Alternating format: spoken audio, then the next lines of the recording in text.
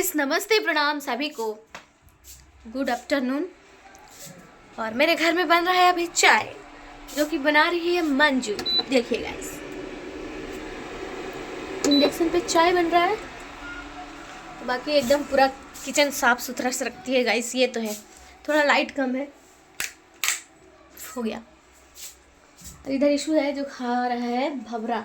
क्या खा रहा है? दिखाओ। ये देखिए गाइस, इसमें चना, एक भवरा में 10 गो चना होगा। बहुत कम ही चना रहता है। इसको हमारे साइड में भवरा बोलते हैं, इधर कचरी बोलता है और भवरा भी बोलता है इधर।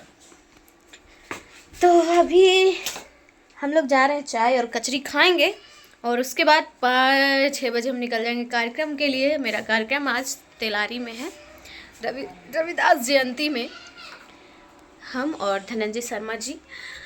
तो हम आप लोग से मिलते हैं वहाँ, और फेसबुक पे लाइव ज़रूर आएंगे। और फेसबुक पेज को फॉलो नहीं किए हैं तो ज़रूर फॉलो कर लीजिएगा आप लोग। इस ब्लॉग को भी फॉलो कर लीजिएगा। तो मिलते हैं गाइस।